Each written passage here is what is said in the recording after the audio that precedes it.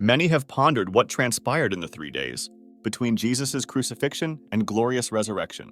Where did he go after resurrection? What actions did he take?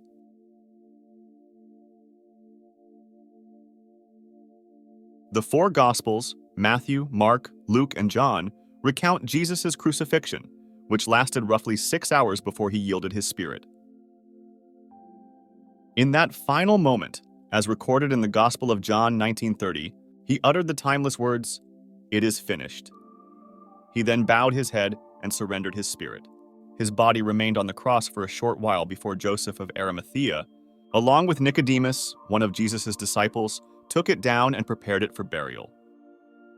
Following his resurrection, he appeared to his disciples, beginning with Mary Magdalene.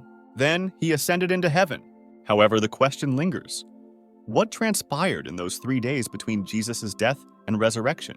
The Bible, especially the Gospels of Matthew, Mark, and Luke, doesn't tell us exactly what Jesus did during the 3 days between his death on the cross and his resurrection.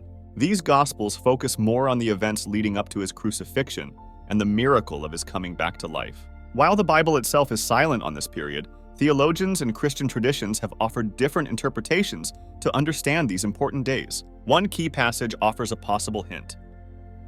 In Luke 23:42, while Jesus was crucified, he spoke with a repentant thief. When the thief asked Jesus to remember him in his kingdom, Jesus replied, "Truly I tell you, today you will be with me in paradise." This suggests that after death, Jesus entered a place of peace and happiness, which could be paradise or heaven. This aligns with the idea that when Jesus gave up his spirit, he entrusted himself to God, who dwells in a place of eternal love and joy, heaven. Another perspective comes from 1 Peter 3:18-20.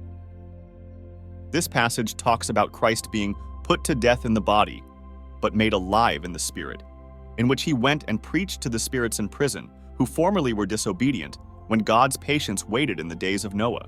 This interpretation suggests that Jesus, in his spiritual form, might have proclaimed a message to those who had disobeyed God in the past.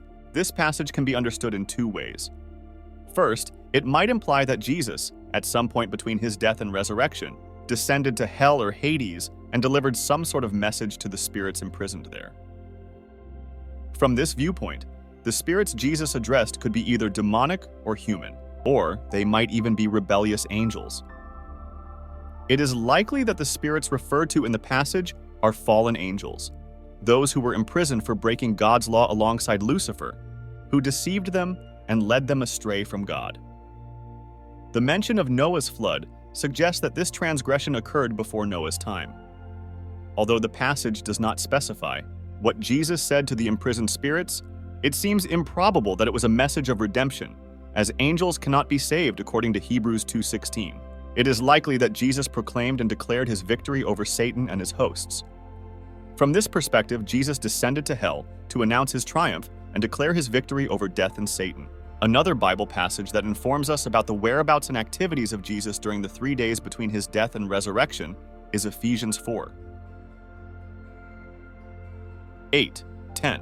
It states, "This is why it says, 'When he ascended on high, he took many captives and gave gifts to his people.'" What does he ascended mean except that he also descended to the lower earthly regions? He who descended is the very one who ascended higher than all the heavens in order to fill the whole universe.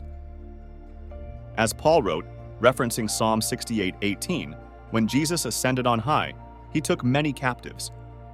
This is interpreted to mean that Jesus, after securing their salvation on the cross, gathered all the redeemed who were in paradise and brought them to their permanent dwelling in heaven. These people included Abraham, David, Joshua, Daniel, Lazarus, the thief on the cross, and everyone else who had previously been justified by faith. Jesus led them from Hades, the dwelling place of the dead, to their new spiritual home. Another way to interpret Ephesians 4 is that in the 3 days between his death and resurrection, Jesus defeated and imprisoned our spiritual enemies, the devil, death, and the curse of sin.